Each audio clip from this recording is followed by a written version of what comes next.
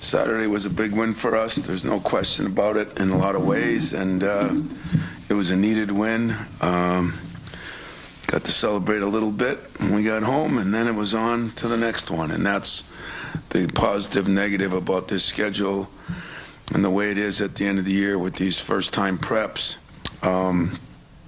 It's a lot more difficult. Most important thing about Saturday is it still keeps us in the hunt. And, right now that's been my goal since the day I got here, is after we won our first Big Ten championship, I said if we could have 2-3 weeks left to go in the season and you're in the hunt, that's what you got to be. And then from there on, it's who knows. As far as Purdue goes, they have been as consistent as anybody the last 4 years, and they have remained that way this year.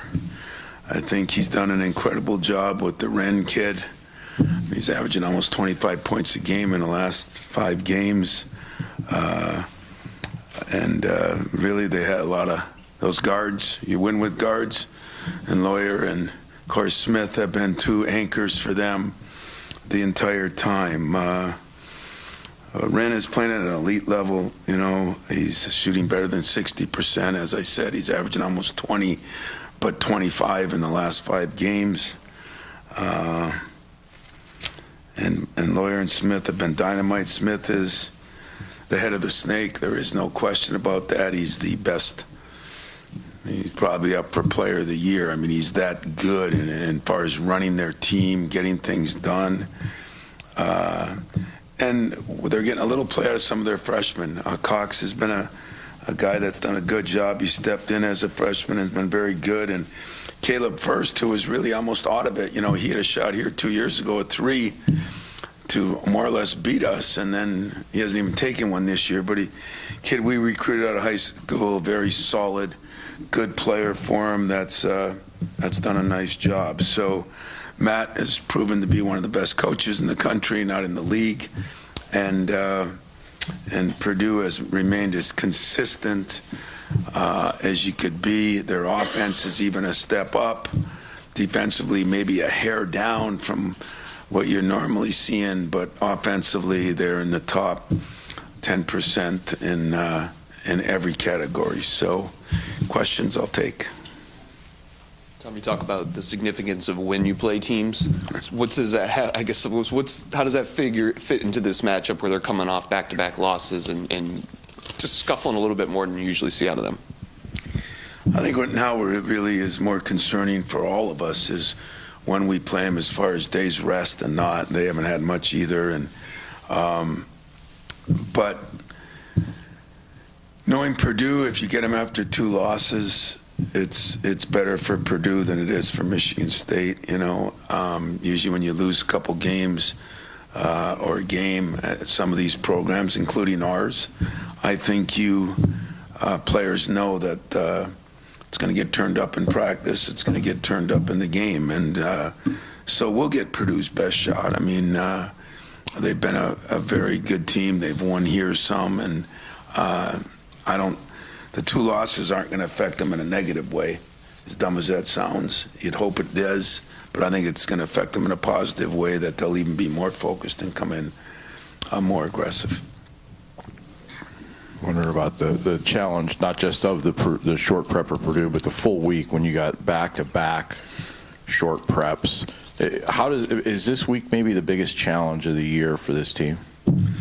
I interviewed for a few NBA jobs, and they go through different things when you interview, and one of them was the scheduling, and when you don't stay overnight in Miami or New York or LA, you can stay overnight in Milwaukee, and one of them was they called scheduling losses, back-to-backs or something like that. And the big thing here comes down to how much prep time you have and how much rest time you have.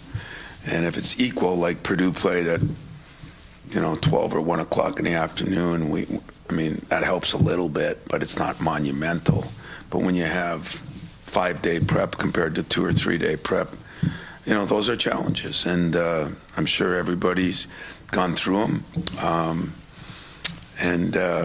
We got to go through it at the end of the year. You know, I told you early in the year that our schedule was backloaded. I thought most of you that don't do your research probably thought I was on dial-a-clue. But now that you see it, it's not only who you play, it's sometimes when you play and when they don't play.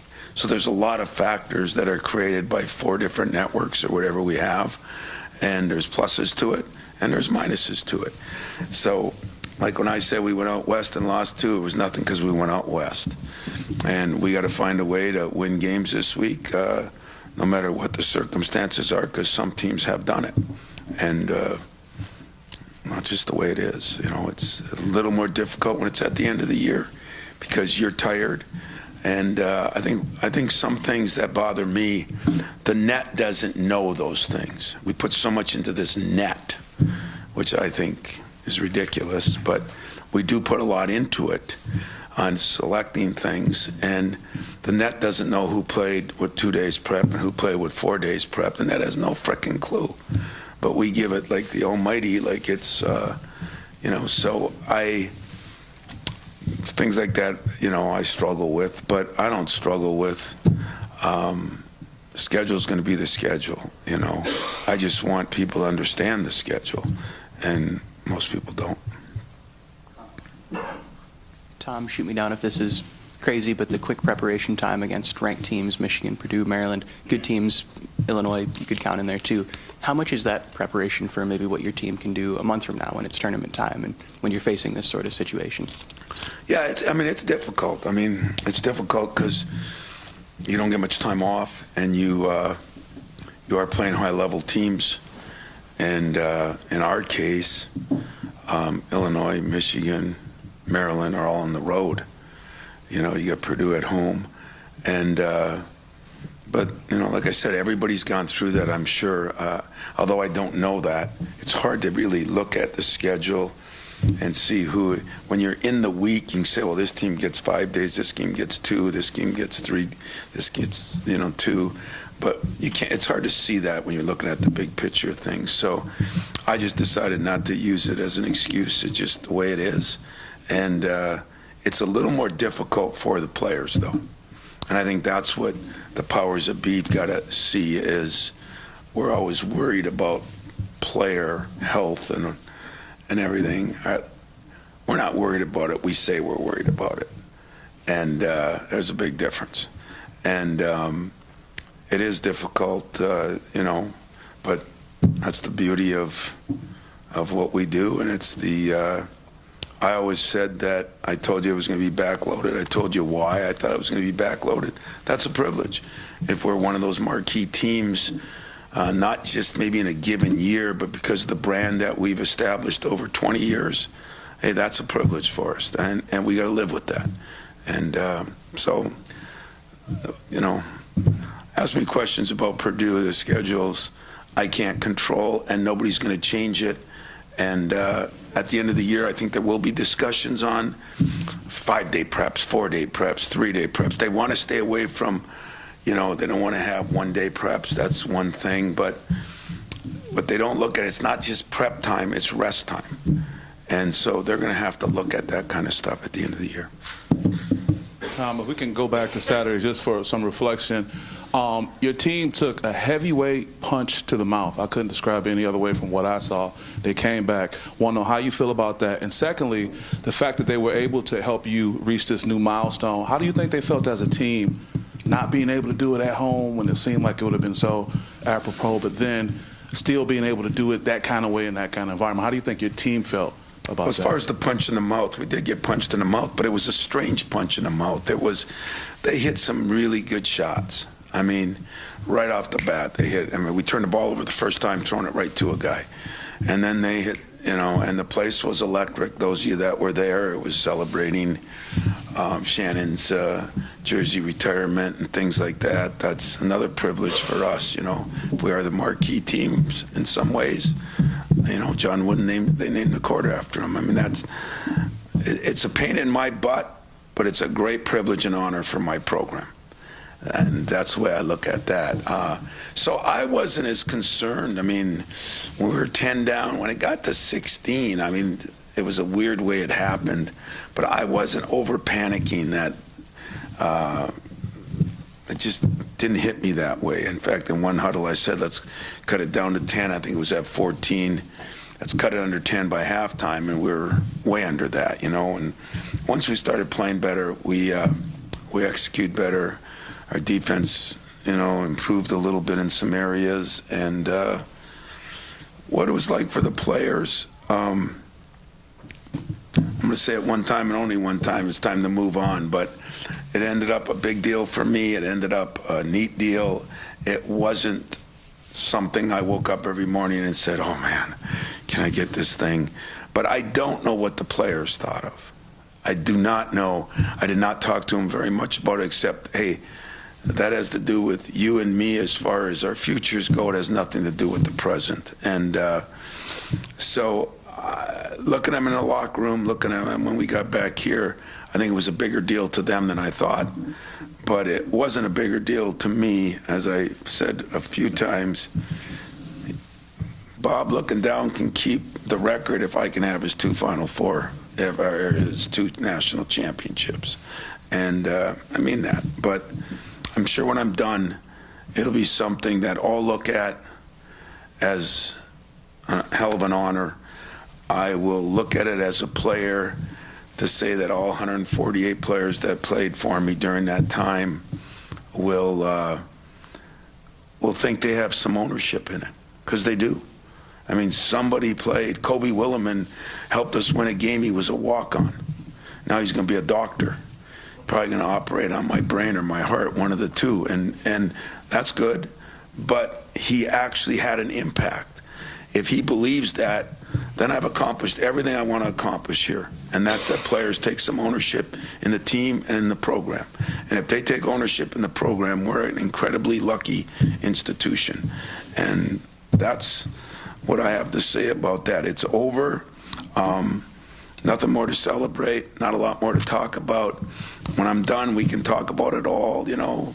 But right now, we have a record at Michigan State provided by the 148 players, the 6 million fans, the presidents and ADs, and everybody else that was a part of it, that we'll celebrate either the day I quit or die. And whatever one they want to celebrate it on, we'll celebrate it then. It'll be awesome all over the screens. It'll be cool. Right now, it's all Purdue.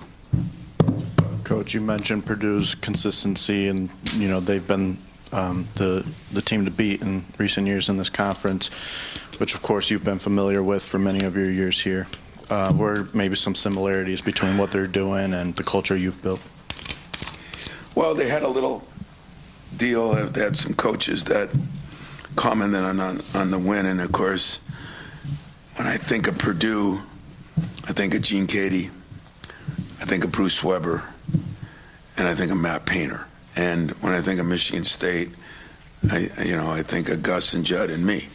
And it's pretty cool that the similarities between our programs, I think we believe in doing it the same way, the right way. I think we believe in the toughness.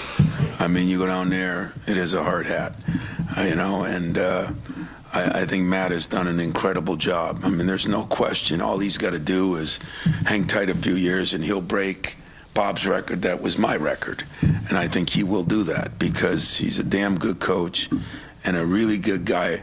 And what Judd Heathcote, Gene Cady, Bruce Weber, Matt Painter, Tom Izzo, we've all tried to do more for the game of basketball than our teams. Matt has been incredible on all the committees he's been on.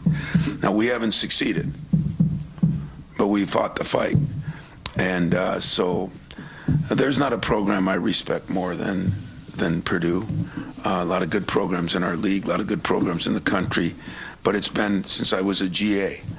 Not old school or new school, as I say, right school. They've done it the right way. They do it the right way.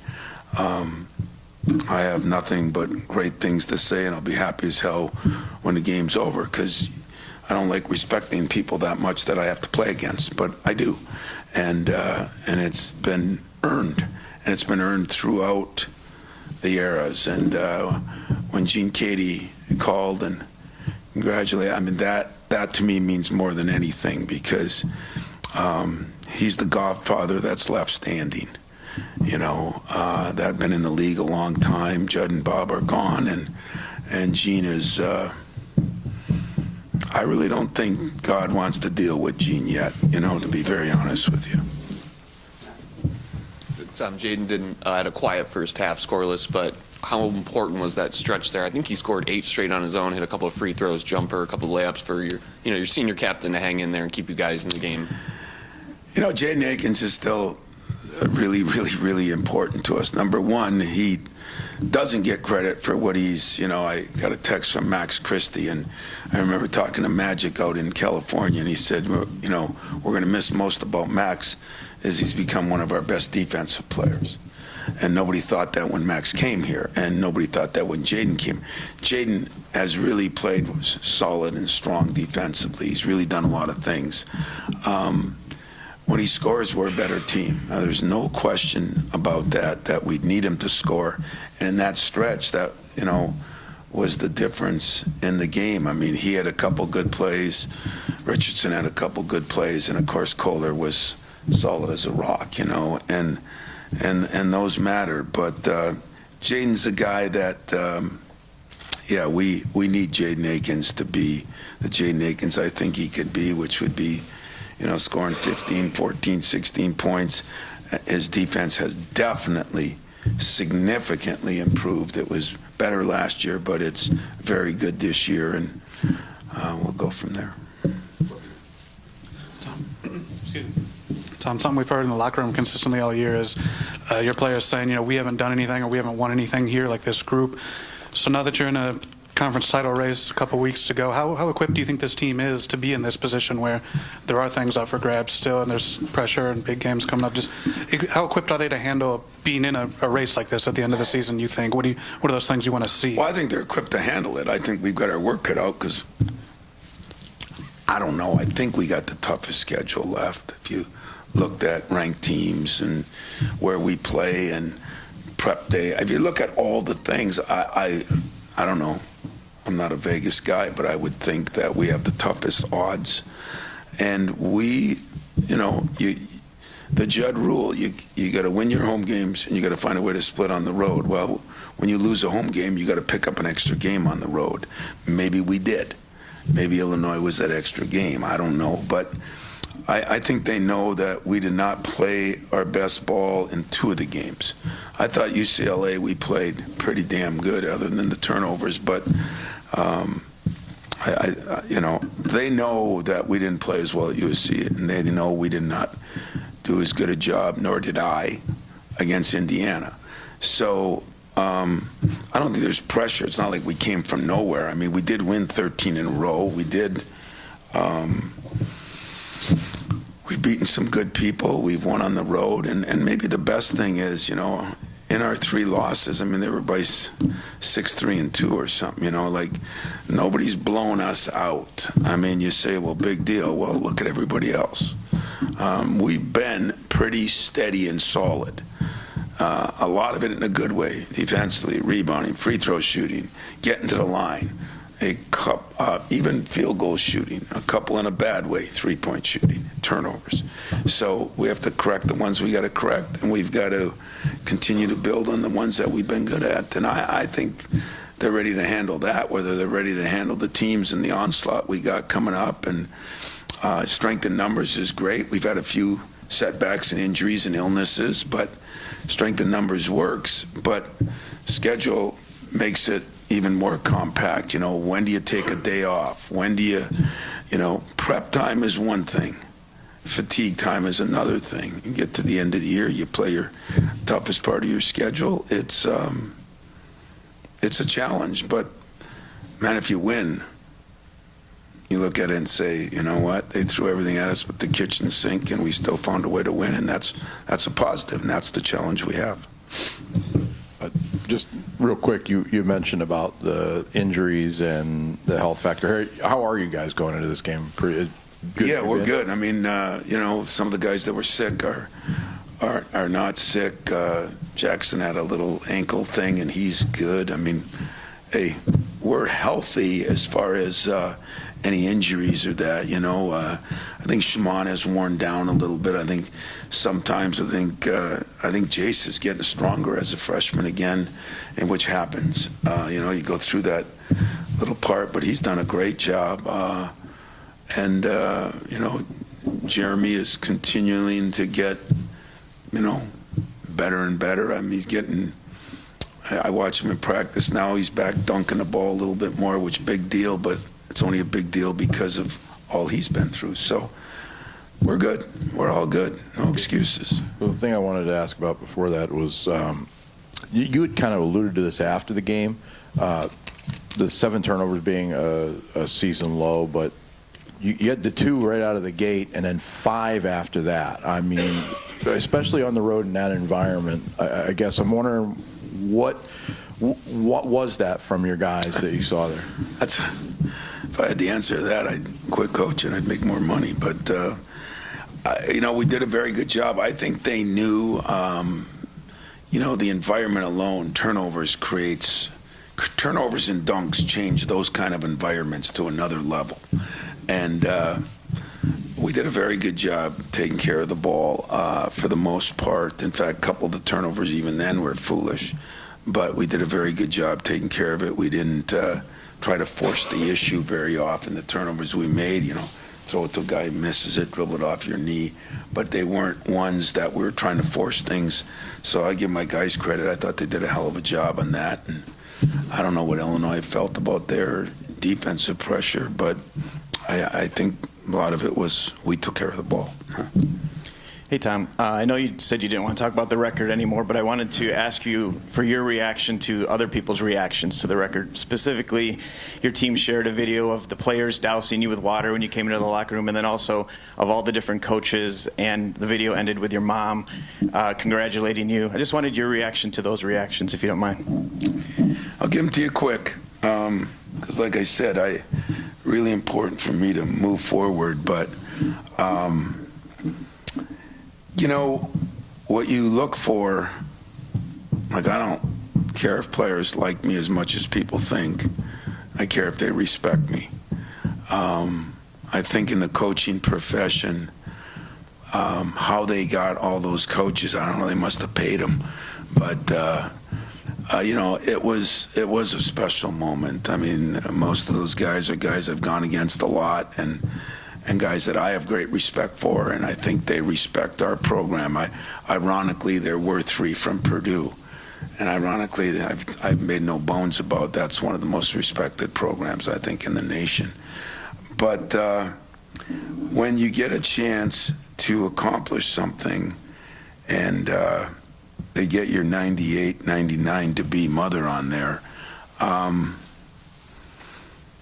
she rivaled some of those coaches. I'll just say that, and it was great. It was great to have my players there when they showed it, because it was just a small group of people, and at the end of the day, those are the people you go to war with, and those are the people that know what you've gone through, and it really was perfect. You think of the rivalries. I mean, John Beilein and Bo Ryan, you think of the rivalries over the years, and the guys that we've played in Final Fours, like Roy and Mike and Jay Wright, and I mean, it was heartwarming, it was appreciated, and it was pretty cool, and so, sure as hell would have liked to have 6 or 5 days, to enjoy one of them, because I took the Perlis rule and stuck it where the sun doesn't shine, and tried to, we got home about 1 and tried to start working on Purdue immediately, so I couldn't have the 18 to 24-hour rule. But that video maybe was motivating for me, and a time when there's a lot of ups and downs in college sports right now, it made me feel like, those guys withstood the test of time, and so far, so have I. Got time for a couple more, Dan?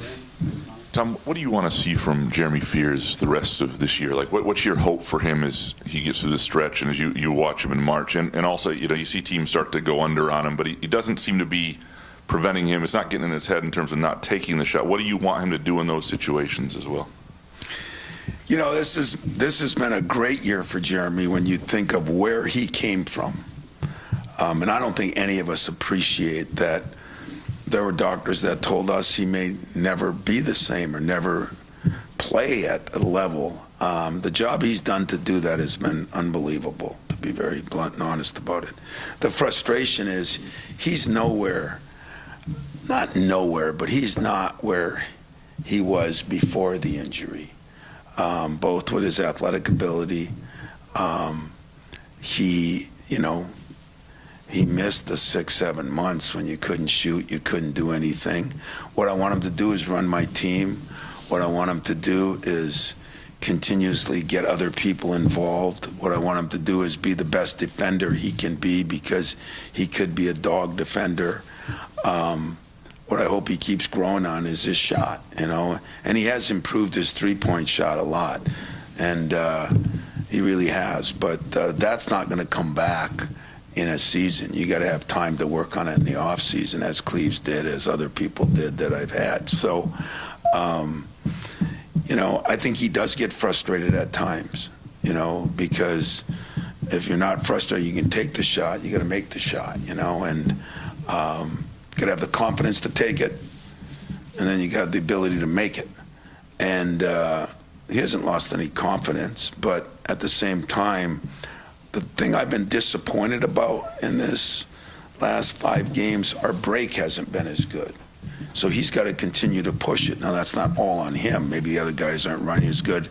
For a while, we weren't rebounding as good. For a while, teams were pressing us, and we were taking it out of the basket because we weren't defending quite as good. So everybody's got a role on a team, His role right now is to push that ball every time. It's to get us in sets. It's to hopefully get a lot more assists. It's to knock down an open shot, and it's to check the living daylights out of whoever he's covering. And, like Carson Cooper, he's back playing the way we needed him to play. He's not scoring a lot more points. He actually missed a couple free throws. He's been shooting better. But his ball screen defense and his setting of screens and that has improved dramatically in the last month, We called him in, and he used the word, "I suck." And so I followed it up with, "You're right." And so it was good that we, a player, if you don't think you're doing anything wrong, how are you going to improve? And so what I loved about Coop, he knew he wasn't playing well, and he improved. And that's usually what happens. And that's a fine line, because some guys aren't mentally tough enough, or some guys are wanting it so bad they don't really get to look at it and see. In Jeremy's case, to have 7-8 months off and come back and play at this level is incredible, But I think he's still trying to find himself in some of those areas, and shooting being one of them. But I need him to take good shots and make some shots, but I need him pushing the ball. There's so many other things he can do for us, just like Coop. There's so many other things he can do for us. And then there's guys like, Trey and Jace and Jaden that got to be able to make shots. Everybody's got a role. Everybody's got a thing they do well, and they got to do well. Tom, I wanted to revisit Jaden for a minute. I remember after you guys came back from California, I asked about him sort of being that go-to guy, that stretch he had where he scores, and he is that go-to guy and kind of gives you guys that ballast. How important is it for him to maybe feel that and get that sort of confidence? Yeah, I think Jaden puts a lot of pressure on himself. It's one of the things I love about him. It's one of the things that's hard. He, came into this senior year, and if you remember, was shooting, I don't know if it's possible to shoot a negative percentage, but he was shooting real low, remember? And guy works harder than anybody in this room, including me. He works at his game. He just struggled, I think, with the pressure of not being the guy. I think some guys struggle with the pressure of being a senior, and what happens after this. If it's not clear cut, as it was for most of us in college. Some of us picked real jobs. Some of you guys just picked, jobs. I mean, let's face it. But all kidding aside, we need Jaden, and Jaden needs to play well for how hard he's worked and what he's done. And he's been more solid than you think. I just need him above solid, and I think he wants to be above that. And I have all the faith that he's going to work his way to that. One last one. Did you see that kind of offensive game coming out of Jackson Kohler? How do you bottle it? And in addition to the points he scored, he seemed to play with a swagger. And what can that do for you moving I thought he forward? played with a toughness. I thought he went in and tried to get every rebound. I thought you hit a couple threes. Did I see that? I could see one or two. I couldn't see three or four. But every shot he took was a good shot.